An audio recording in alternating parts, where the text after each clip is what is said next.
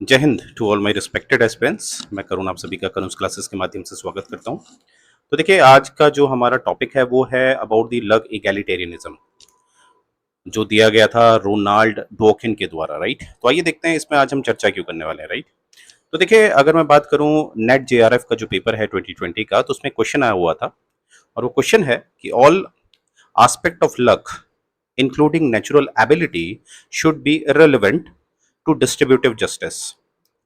This statement refers to the concept of, ये जो बताया गया स्टेटमेंट है ये किससे रेफर करता है। राइट, तो ये क्वेश्चन आया हुआ था, तो आइए इसमें जरा चर्चा करते हैं, फिर इसमें हम देखेंगे इसका आंसर क्या है। राइट, तो देखिए यहाँ पर एक क्वेश्चन निकल के आता है कि can liberty and equality work simultaneously, यानी कि एक तरह की लोगों को स्वतंत्रता जो दी जाती है, छूट जो दी जाती है, और समाज में समानता क्या एक साथ रखी जा सकती है? क्योंकि आप सिंपल सी बात देखिए, अगर हम किसी को छूट देंगे, अगर किसी को लिबर्टी दी जाएगी, तो कहीं ना कहीं समाज में असमानता बढ़ेगी, अनइक्वालिटी आएगी।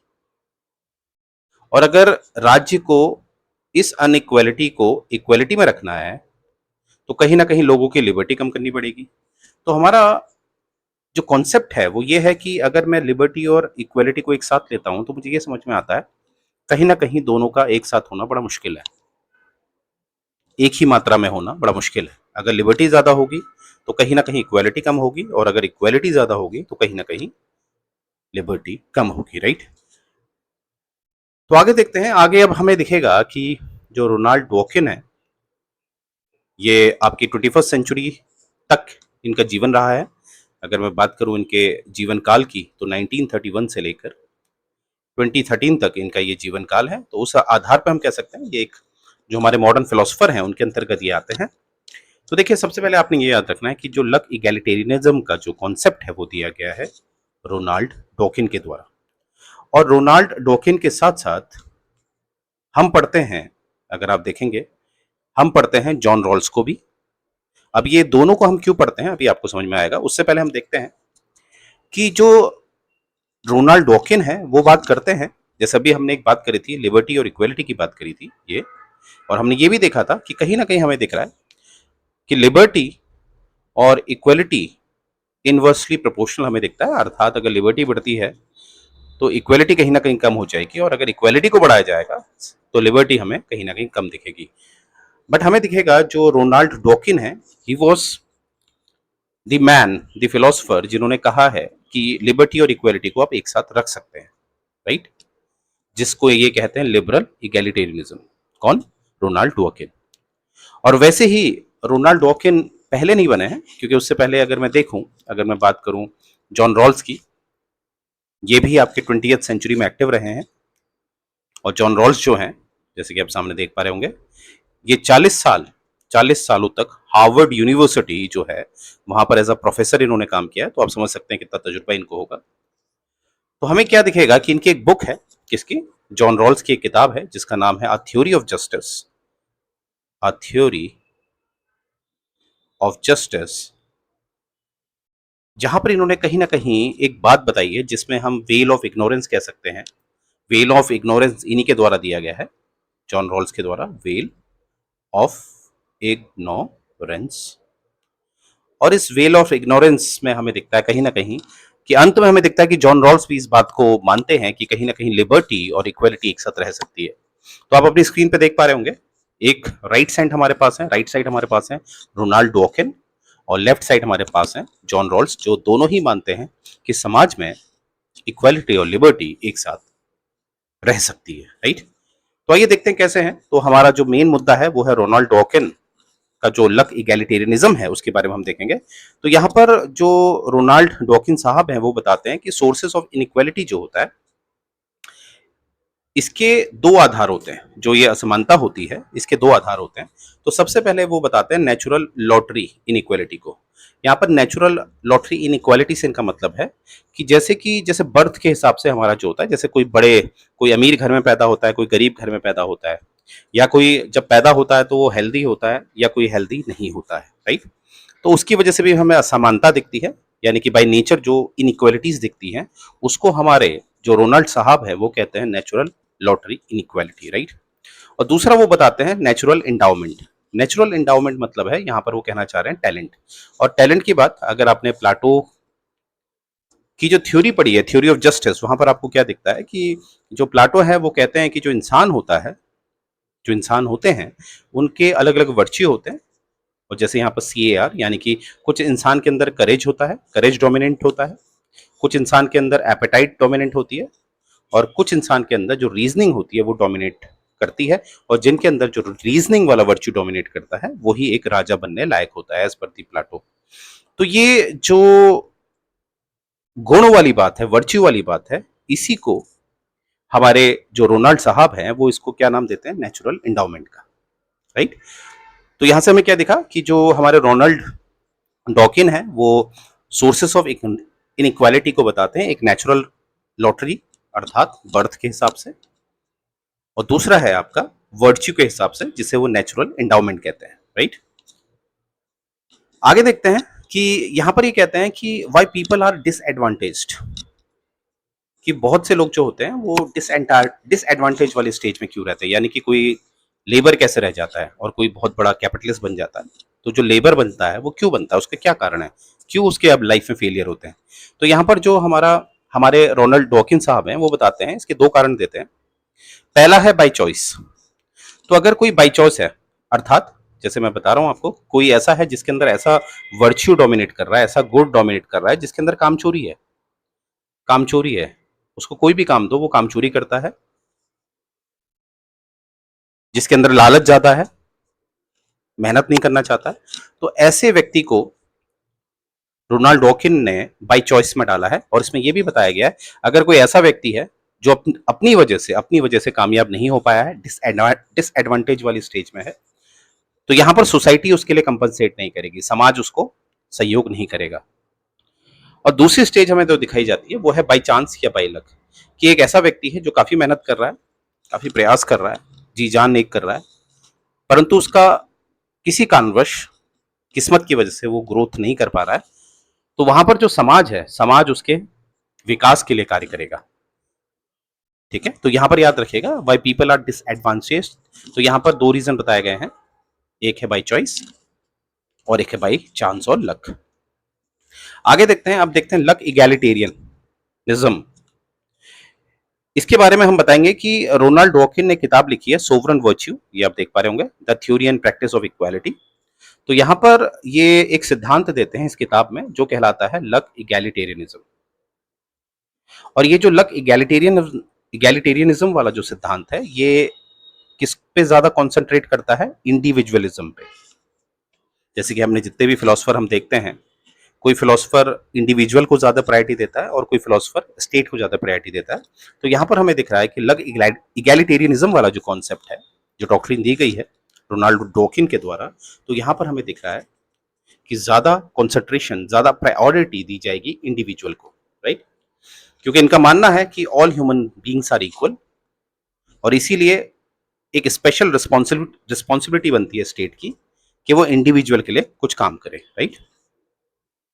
अब देखिए इसको एक स्टोरी से समझाते हैं, कौन, रोनाल्ड डॉकिन। वो स्टोरी क्या बताते हैं, वो कहते हैं जैसे इसमें देखिए ये है पिक्चर 1, ये वाली है पिक्चर 2 और ये है पिक्चर 3। इसको हम एक स्टोरी में समझते हैं कि पिक्चर 1 में जो रोनाल्ड डॉकिन बताते हैं कि मान लेते हैं कि एक शिप है वो तूफान में फंस गया है। तो जैसा कि आप देख पा रहे होंगे स्लाइड नंबर 1 पे, एक शिप तूफान में फंस गई है और आगे चल के हमें दिखता है कि शिप ब्रोकन स्टेज में हमें दिख रही है और जो फंस गई है किसी आइलैंड पे। अब थर्ड वाले स्टेज में आपको दिख रहा है कि जितने भी इसमें लोग हैं वो एक आइलैंड में फंस चुके हैं। तो आप देख पा रहे होंगे किस तरह से 1 2 3 और 3 में हमें क्या दिख रहा है, कुछ लोग एक आइलैंड में फंस चुके हैं, राइट। अब देखिए यहाँ पर क्या, अब ये आइलैंड में जो लोग फंस चुके हैं, अब क्वेश्चन है कि अब ये इस आइलैंड में रहते हैं तो इनमें जो रिसोर्सेज हैं उस आइलैंड में उसका डिस्ट्रीब्यूशन कैसे किया जाए। तो यहाँ पर डॉकिन कहते हैं कि यहाँ पर डिस्ट्रीब्यूशन इक्वली कर दिया गया, है यहाँ पर डिस्ट्रीब्यूशन, राइट। तो यहाँ पर हम कहीं ना कहीं कार्ल मार्क्स का कम्युनिज्म को भी ला सकते हैं कि कहीं ना कहीं हमें दिख रहा है कि डॉकिन साहब कार्ल मार्क्स के कम्युनिज्म को सपोर्ट कर रहे हैं कि इक्वली इसमें डिस्ट्रीब्यूट कर देना चाहिए। तो पहला मेथड वो बताते हैं कि सबको जो भी रिसोर्सेज हैं उस आइलैंड में, जितने भी लोग वहां फंसे हुए हैं, तो उन पे इक्वली डिस्ट्रीब्यूट कर देना। अब क्वेश्चन है जब रिसोर्सेज को डेवलप, माफ कीजिएगा, रिसोर्सेस को डिस्ट्रीब्यूट इक्वली कर दिया गया है। अब मानते हैं कि कुछ लोगों ने उस रिसोर्सेज से प्रोडक्ट बना लिया, क्योंकि अब उनको वहीं आइलैंड पे रहना है, तो कुछ ना कुछ तो करना है, राइट? इसलिए वो प्रोडक्ट बना रहे हैं। अब इन प्रोडक्ट्स को किस तरह से इन प्रोडक्ट्स का प्राइस तय होगा? तो यहाँ पर जो हमारे रोनाल्ड साहब हैं वो बता रहे हैं कि प्राइस कैसे डिसाइड होगा, based on the collective demand, या इसको इन्होंने नाम दिया है ambition sensitive distribution. Ambition sensitive distribution का इनका मतलब है यहाँ पर लगाई जाएगी बोली। अब बोली आप सभी जानते होंगे, जो बिडिंग होती है, अर्थात जैसे कोई प्रोडक्ट है, प्रोडक्ट की कॉस्ट मानते हैं उन्होंने 10 रुपए रखी है, और ये बताया है, ये बोला गया है, जो भी ये जो 10 रुपए रखी है इस प्रोडक्ट की कीमत, ये मिनिमम रखी गई है, और ये बोला गया है कि जो सबसे ज्यादा इसकी बोली लगाएगा वो प्रोडक्ट उसको दे दिया जाएगा। तो यहाँ पर इमेजिन करिए, एक एक्स है, एक वाई है, एक जी है। तो एक्स ने इसकी कीमत 12 लगाई है, वाई ने इसकी कीमत 13 लगाई है, और जेड ने इसकी कीमत 15 लगाई है। तो ये प्रोडक्ट किसके पास चला जाएगा? जेड के पास। क्यों? क्योंकि इसने सबसे ज्यादा बोली लगाई है, ये सबसे ज्यादा एम्बिशियस है इस प्रोडक्ट के लिए। इस प्रोडक्ट के लिए जेड जो है, क्योंकि इसने 15 रुपए बोली लगा दी है, तो सबसे ज्यादा एम्बिशियस कौन है? जेड। तो इसीलिए ये प्रोडक्ट किसके पास चला जाएगा? जेड, और यहीं से इस प्रोडक्ट का प्राइस तय हो जाएगा, राइट? तो यहां पर इसी चीज को इन्होंने बोला है एम्बिशन सेंसिटिव डिस्ट्रीब्यूशन। तो यहां पर एक और क्वेश्चन आएगा, क्या ये जो डिस्ट्रीब्यूशन का मेथड बताया गया है रोनल्ड के द्वारा, क्या ये जस्ट होगा? जस्ट मतलब बिल्कुल सटीक होगा, सही होगा? तो इसके लिए बताया गया है कि आगे चल के एक एनवी टेस्ट किया जाएगा, एनवी टेस्ट किया जाएगा, राइट? अब ये एनवी टेस्ट क्या है? एनवी टेस्ट ये है कि जैसे कोई भी प्रोडक्ट होता है, ये जैसे यहां पर आपको एप्पल दिख रहा है, मानते हैं ये एप्पल जो आपको एक राइट साइड आपको दिख रहा है, काफी हेल्दी आदमी आपको दिख रहा है, और इसी लेफ्ट साइड आपको दिख रहा है कोई ऐसा आदमी है जो बीमार पड़ गया है। हम ये मानेंगे कि एप्पल खा के ये जो आपके राइट साइड है, इस व्यक्ति की अच्छी खासी फिजिक बन गई है, काफी हेल्दी हो गया है ये, और हम जो लेफ्ट साइड हमारा जो व्यक्ति है, इसी एप्पल को खाकर वो कहीं ना कहीं बीमार पड़ गया है, राइट? अब देखिए, एनवी टेस्ट में ये देखा जाएगा कि क्या सभी लोग खुश हैं? तो यहां पर आपको दिखेगा ये जो व्यक्ति है लेफ्ट साइड और राइट साइड, दोनों ही व्यक्तियों ने एक ही प्रोडक्ट का इस्तेमाल किया, राइट? परंतु उसका जो इफेक्ट है, उसका जो परिणाम है, वो अलग अलग हो गया है।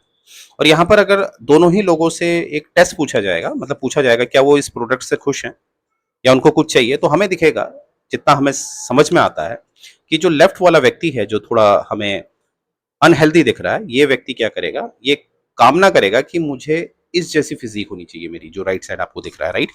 यानी कि खुश कौन नहीं होगा? ये लेफ्ट वाला व्यक्ति खुश नहीं होगा। तो यहां पर ये हमारे रोनाल्ड साहब बताते हैं कि देखिए ऐसा है, इक्वल डिस्ट्रीब्यूशन किया गया रिसोर्सेस का, उसके बाद लोगों ने अपनी कैपेबिलिटी के हिसाब से अलग अलग प्रोडक्ट बनाए, और उस प्रोडक्ट का प्राइस जो तय किया गया है वो बिडिंग के हिसाब से किया गया, राइट?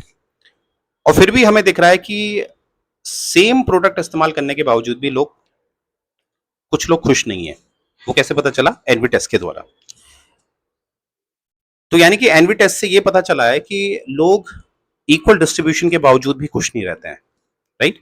क्योंकि अब जो ये लड़का बीमार पड़ा हुआ है, ये लेफ्ट वाला, अब इसका इलाज का खर्चा, क्योंकि इसके पास तो इतने प्राइस नहीं है, इसके पास इतना पैसा नहीं है, राइट? तो इसका खर्चा कौन करेगा? तो ये तो कहीं ना कहीं सफरिंग की तरफ बढ़ेगा, काफी सफर करना पड़ेगा इसे। तो इसीलिए एक सॉल्यूशन देते हैं रोनाल्ड डॉकिन, वो देते हैं, जब ये एनवी टेस्ट फेल हुआ, when the distribution endowment is sensitive, sensitive मतलब कि कहीं ना कहीं हमें दिख रहा है कि ज्यादा इस प्रोडक्ट के लिए कौन ज्यादा सेंसिटिव हो रहा है, अच्छी हेल्थ की कामना कौन कर रहा है? ये वाला। तो इसी अच्छी हेल्थ की कामना, यानी कि किसी भी तरह की कामना जो की जा रही है, जो जो चाहत की जा रही है, उसी को रखा गया है एंडाउमेंट सेंसिटिव। और एंडाउमेंट सेंसिटिव का ये भी मतलब है यहाँ पर कि difference in virtue, difference in virtue मैंने जैसे पहले बताया था, जैसे प्लाटो ने भी ये माना है कि समाज में हर किसी के अपने अपने गुण होते हैं। तो यहीं पर ये जो अपने अपने गुण होते हैं, इसी को कहीं ना कहीं हमारे रोनाल्ड डॉकिन एंडाउमेंट सेंसिटिव कह रहे हैं। अर्थात समाज में असमानता तब तक रहेगी जब तक लोगों में अलग अलग वर्च्यू होंगे, और लोगों के समाज में हमेशा अलग अलग वर्च्यू होंगे। कोई आदमी ज्यादा मेहनती होगा, कोई आदमी कम मेहनती होगा। तो यानी कि समाज में असमानता तो हमेशा रहेगी, राइट? तो इसीलिए उस असमानता को समानता करने का तरीका क्या होगा, तो वो उस पर वो बताते हैं। अब यहाँ पर आप देख रहे होंगे हर आदमी खुश है, और एक यहाँ पर एक बॉक्स रखा गया है साइलेंट में। तो यहाँ पर ये कहा जा रहा है कि जब डिस्ट्रीब्यूशन इक्वली होगा, डिस्ट्रीब्यूशन इक्वली होगा। ठीक है, तो मानते हैं हर किसी को हमने 100 रुपीज दे दिए, टेक एन एग्जाम्पल, हर किसी को 100 रुपीज दे दिए। बस ये किया जाएगा, हर आदमी से ये कहा जाएगा कि वो इस 100 रुपीज में से 10 रुपीज यहां जमा करेगा, इस बॉक्स में डालेगा। ठीक है, हर आदमी। तो हर आदमी जब इस बॉक्स में डालेगा तो हर आदमी के पास 90 रुपीज आ गए हैं। और मानते हैं यहाँ पर 100 पीपल हैं, 100 लोग हैं, तो उस हिसाब से हम देखेंगे अगर 100 लोग अगर 10 रुपए देंगे तो इस बॉक्स में 1000 रुपीज हो जाएंगे, राइट। अब ये 1000 रुपीज जो है वो यहाँ पर इस बॉक्स में रहेगा। अब जैसे कोई भी व्यक्ति है, जैसे पहले वाले केस में आपने देखा था कि ये जो व्यक्ति है जो ये बीमार पड़ गया है, ठीक है, तो अब जो वो बॉक्स में पैसा कलेक्ट किया गया है सभी से, जिसके जिसका जो टोटल अमाउंट हमारे एग्जाम्पल के हिसाब से कितना निकला है 1000, तो उस 1000 रुपीज में से कुछ पैसा इसके इलाज में करवाया जाएगा और इसकी हेल्थ को सुधारा जाएगा, राइट। तो इसी ये इस बॉक्स से ये पैसा निकाला जाएगा, राइट। और आगे चल के कहीं ना कहीं इसकी भी हेल्थ अच्छी हो जाएगी, तो एक तरह की समानता हमें दिखेगी, राइट, समानता हमें दिखेगी। तो ये जो आपको ये बॉक्स दिखाया गया है यहाँ पर, एक सेकेंड, ये जो बॉक्स आपको दिखाया गया है, ये बॉक्स का मतलब ही है कि जिस तरह से आपने देखा होगा सरकार हमसे टैक्स लेती है, सरकार जो टैक्स लेती है और उन टैक्स का इस्तेमाल सरकार समाज में लोग जो सामाजिक रूप से या आर्थिक रूप से कमजोर होते हैं उनको आरक्षण के द्वारा या उनके लिए योजनाओं के द्वारा उनका जो विकास किया जाता है उसमें जो पैसे का इस्तेमाल होता है वो इसी मेथोडोलॉजी से होता है, राइट, जो अभी अभी हमने देखा।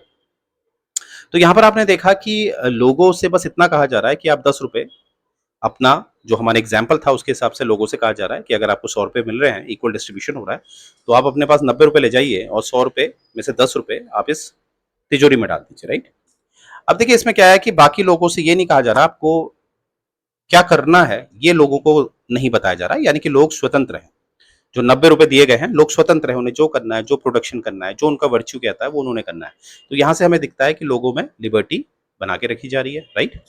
और दूसरा आपने देखा कि जो इस बॉक्स में जो पैसा इकट्ठा किया जा रहा है वो इसलिए किया जा रहा है कि कल किसी को दिक्कत हो तो उसको कहीं ना कहीं उसका जो एक विकास नहीं हो पा रहा है, चाहे वो सामाजिक है चाहे आर्थिक है, तो उसका विकास किया जाएगा, जिससे कि वो कहीं ना कहीं जो समाज में समानता है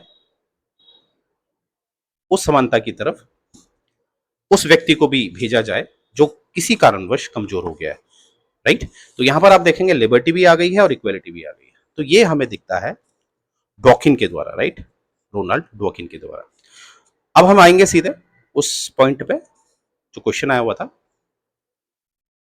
ये देखिए क्वेश्चन है कि all aspects of luck, luck मतलब कि आप अच्छे अमीर घर में पैदा हुए हैं, आपकी सेहत अच्छी है, जैसे इंक्लूडिंग नेचुरल एबिलिटी, जैसे आप अच्छे हैं, आपका वर्च्यू है कि आप फिलोसफर हैं as per the Plato theory, आपका रीजनिंग बहुत अच्छा है by birth, should be irrelevant to distributive justice, यानी कि डिस्ट्रीब्यूटिव जस्टिस में ये बातें मायने नहीं रखेगी। जैसे मैंने अभी आपको बताया एक व्यक्ति था जिसने एप्पल खाकर कमजोर पड़ गया है, तो जब डिस्ट्रीब्यूटिव ऑफ जस्टिस किया जाएगा, यानी कि सभी को 100 रुपए दिए गए थे पर इक्वल डिस्ट्रीब्यूशन किया गया था, पर आपने देखा कि 10-10 रुपए सबसे ले लिए गए हैं और आगे चल के कोई व्यक्ति कमजोर पड़ा है तो उसमें से पैसा उसको दे दिया गया है।